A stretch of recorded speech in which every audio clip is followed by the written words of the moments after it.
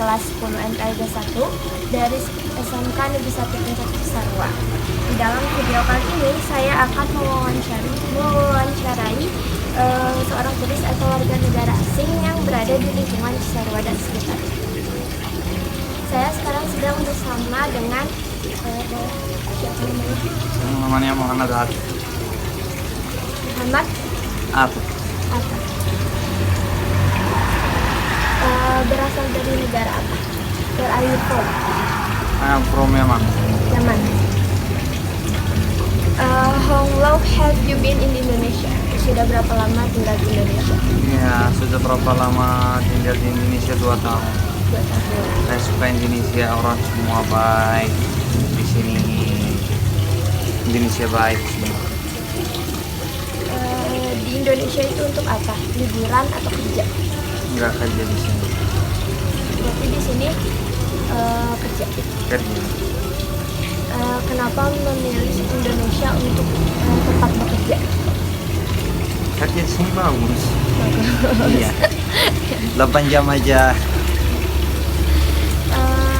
Senang nggak ada di Indonesia? Kenapa senang?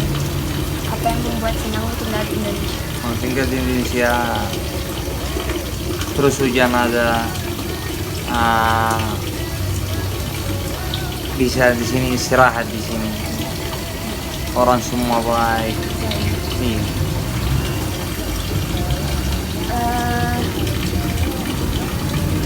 Ada sejarah apa saja di negara Yaman? Sejarah kayak penjajahan atau mungkin sejarah kemerdekaan negara? Apa? Colonization atau penjajahan. Sejarahnya, history di negara Yaman. Histori Yaman? Ya. Tidak sama. Tidak ada. Tidak. Kan tadi sudah menyebutkan sudah 2 tahun tinggal di Indonesia. Iya. Apa yang diketahui tentang sejarah di Indonesia? Ada banyak. Wallah banyak. Saya lupa. Lupa. Saya beritahu saja. Jadi Indonesia itu dijajah oleh Jepang selama 3,5 tahun, 3,5 tahun. Sama Belanda itu 350 tahun. Pada masa penjajahannya, rakyat Indonesia itu melakukan perlawanan terhadap penjajahan tersebut. Perlawanan yang pertama itu ada dari Kesultanan Ternate. Jadi sama Kesultanan Ternate itu dipimpin oleh Sultan Hairun atau Sultan Ba'abullah. Penyebabnya itu dulu bangsa Portugis itu memonopoli rempah-rempah dan membunuh Sultan Hairun. Tujuan perlawanannya itu untuk mengusir Portugis dari Maluku, dan perlawanannya itu perlawanan militer. Nah, yang kedua itu ada Kesultanan Demak. Tokohnya itu ada Raden Patah dan Patih Unus. Penyebabnya itu Portugis menguasai Malaka dan ancaman perdagangan Islam tersebut direbut oleh Portugis. Tujuannya itu untuk rebut Malaka dari Portugis. Perlawanannya itu serangan laut melalui Malaka. Lalu juga ada Kesultanan Aceh. Tokohnya itu Sultan Iskandar Muda. Penyebabnya itu, jadi dulu persaingan dagang di Indonesia itu didominasi sama bangsa asing. Nah, tujuannya itu untuk menegakkan kekuasaan Aceh. Perlawanannya adalah ekspansi wilayah dan perang laut. Lalu juga ada perlawanan terhadap kolonialisme Belanda. Kesultanan Mataram yang pertama itu tokohnya Sultan Agung. Penyebabnya itu VOC atau Perserikatan Dagang Belanda menguasai Batavia dan mengancam kedaulatan Jawa. Terus tujuannya itu untuk menghancurkan VOC itu sendiri. Perlawanannya itu perlawanan besar ke Batavia atau ke Jakarta. Yang kelima itu ada Kesultanan Goa dari Makassar. Tokohnya itu Sultan Hasanuddin. Penyebabnya itu VOC tersebut memonopoli perdagangan di Indonesia Timur. Tujuannya itu untuk membebaskan jalur dagang. Perlawanannya itu. Yang selanjutnya ada perlawanan atau perangnya itu perang Makassar. Lalu juga ada perlawanan terhadap pemerintahan kolonial Belanda. Yang pertama itu Patimura di Maluku. Jadi tokohnya itu Kapitan Patimura atau Thomas Mapurasi. Penyebabnya itu Belanda membatalkan hak rakyat dan menindas Maluku. Tujuan perlawanan ini itu untuk membebaskan rakyat Maluku itu sendiri. Serangannya itu serangan ke benteng Duurstede yang dibuat oleh Belanda.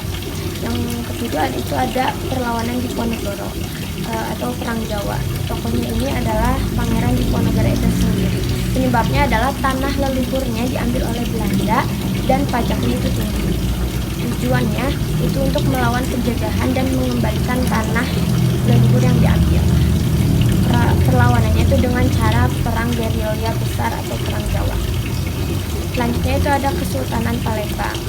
Tokohnya itu Sultan Mahmud Badarudin. Penyebabnya itu Belanda ingin mengendalikan perdagangannya. Tujuannya adalah untuk mempertahankan kedaulatan Palembang dan perlawanannya itu secara serangan terhadap pasukan Belanda. Ada pula Perang Padi. Tokohnya itu Tuanku Imam Bonjol. Penyebabnya adalah konflik adat versus konflik Islam lalu dicampur dengan Belanda. Tujuannya adalah untuk menegakkan syariat dan mengusir Belanda. Perlawanan tersebut perangnya berlaris di Minangkabau. Lalu ada juga Perang Aceh. Tokohnya itu Teguh Umar dan Cisnya Ien. Penyebab itu Belanda ingin menguasai Aceh tersebut lewat Traktat Sumatera. Tujuannya adalah untuk mempertahankan kemerdekaan Aceh. Perlawanannya adalah perang besar dengan taktik gerilya. Ada pula serangan Sinsingamangaraja. Tokohnya itu Sinsingamangaraja. Penyebab perlawanan ini itu karena Belanda menguasai tanah Batak. Tujuannya adalah untuk melindungi wilayah Batak tersendiri. Perlawanannya itu perang gerilya di pegunungan. Lalu ada kerajaan-kerajaan Bali. Tokohnya itu Gusti Ketut Cilantik. Belanda langgar adat. Penyebabnya ada Belanda melanggar adat atau hak tawan karang. Tujuan perlawanan tersebut itu untuk mempertahankan adat dan kedaulatan. Perlawanannya itu melalui perang tututan atau perang sampai mati. Yang ke-13 ada Kesultanan Banjar, yaitu tokohnya Pangeran Antasari. Penyebab perlawanan itu sendiri adalah Belanda campur tangan dengan suksesi kerajaan. Tujuannya adalah untuk mengembalikan kedaulatan Banjar tersebut. Perlawanannya melalui perang rakyat dan gerilya. Ada pula organisasi Indonesia yang dibentuk untuk bergerakan nasionalisme. Yang pertama itu ada Budi Utomo. Tokohnya adalah Sutomo, Muhammad Saleh, Muhammad Sulaiman, Gunawan, dan Gondo, dan lain-lain. Tujuannya adalah untuk meningkatkan kemajuan bangsa Indonesia melalui pendidikan, pengajaran, dan kebudayaan. Lalu juga ada bentuk pergerakannya yaitu melalui bidang pendidikan, sosial, kebudayaan, dan politik. Ada juga sekolah keutamaan istri yang dipimpin oleh Raden Dewi Sartika. Tujuannya untuk mencerdaskan kaum wanita Indonesia dan meningkatkan martabatnya. Bentuk pergerakannya adalah dengan mendirikan lembaga pendidikan khusus perempuan. Lalu ada pula Serikat Islam yang dimana tokohnya ini oleh Samanhudi. Tujuannya adalah untuk memajukan kepentingan ekonomi dan sosial umat Islam di Indonesia. Bentuk pergerakannya itu melalui bidang ekonomi, politik, dakwah sosial, dan pendidikan. Ini juga ada Putri Martika. Tokohnya itu Teresia Utini Sutina Jayapratono. Tujuannya adalah untuk membantu perempuan pribumi untuk memperoleh pendidikan itu sendiri. Bentuk pergerakannya itu dengan penerbitan majalah, pemberian beasiswa, dan penyebaran melalui internet. Yang terakhir ini ada Kartini Pons. Tokohnya itu ada Nyonya Van Deventer. Dan pergerakannya ini fokus pada emansipasi. Dan masih banyak lagi sebenarnya. Itu yang bisa saya sampaikan mengenai penjajahan yang ada di Indonesia. Boleh saya lanjutkan pertanyaannya, yaitu menurut apa sendiri penjajahan itu apa? Saya sendiri. Sendiri. bagaimana seseorang itu melakukan penjajahan terhadap bangsa lain. Jadi bagaimana seorang penjajah itu menguasai suatu bangsa. Bahwa How does a colonialist do the colonization of other nations? nggak tahu. Kurang tahu. Ya. Baik, saya kasih tahu ya. Penjajahan itu suatu tindakan atau proses di mana suatu negara atau kekuasaan mengambil alih, menguasai dan mengendalikan wilayah negara lain. Biasanya dengan menggunakan kekuatan militer itu sendiri, politik atau ekonomi. Tujuannya itu untuk mengeksploitasi sumber daya alam, tenaga kerja, dan keuntungan strategis dan wilayah yang dijajah. Contoh penjajahan yang terkenal dalam sejarah adalah itu penjajahan bangsa Eropa seperti Belanda, Inggris, dan Spanyol atas negara-negara di Asia. Lalu juga contohnya adalah penjajahan Belanda terhadap Indonesia selama kurang lebih 300 tahun. Dan dalam penjajahan itu tersendiri ada yang disebut dengan kolonialisme dan imperialisme. Kolonialisme adalah bentuk penjajahan yang fokus pada penguasaan wilayah langsung dengan tujuannya itu mengeksploitasi sumber daya alam, tenaga kerja, dan kekayaan wilayah tersebut. Contoh nyatanya adalah Belanda menjajah Indonesia selama ratusan tahun dan mengontrol pemerintahan serta ekonomi Indonesia. Lalu juga ada imperialisme atau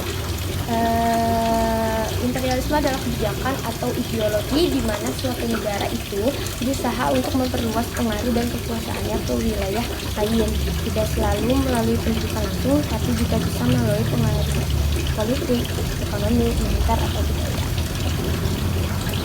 Baik, mungkin segitu saja pertanyaan dari saya. Terima kasih sudah menerima wawancara saya. Terima kasih atas waktunya. Bagaimana cara kita menjaga negara agar terbebas dari penjajah? Yang pertama itu dengan cara menumbuhkan rasa nasionalisme dan patriotisme. Yang kedua itu menjaga persatuan dan kesatuan. Yang ketiga menjadi warga negara yang aktif dan bertanggung jawab. Yang keempat meningkatkan kualitas diri dan pendidikan, yaitu dengan menjadi generasi yang cerdas, kritis, dan tidak mudah terpengaruh oleh hoaks dan propaganda asing. Yang kelima adalah mendukung ketahanan nasional. Yang melalui ekonomi seperti menggunakan produk dalam negeri untuk mendukung ekonomi nasional. Dan yang terakhir adalah waspada terhadap bentuk penjajahan modern seperti melalui ekonomi, budaya, gaya hidup yang sekarang itu kan banyak yang suka Korea, yaitu sudah termasuk penjajahan modern dan ekonomi. Penjajahan ekonomi itu ketergantungan kita terhadap produk atau utang dari luar negeri. Sekian video yang dapat saya sampaikan hari ini. Semoga apa yang saya sampaikan menjadi manfaat untuk semua orang. Terima kasih atas perhatiannya. Wassalamualaikum warahmatullahi wabarakatuh.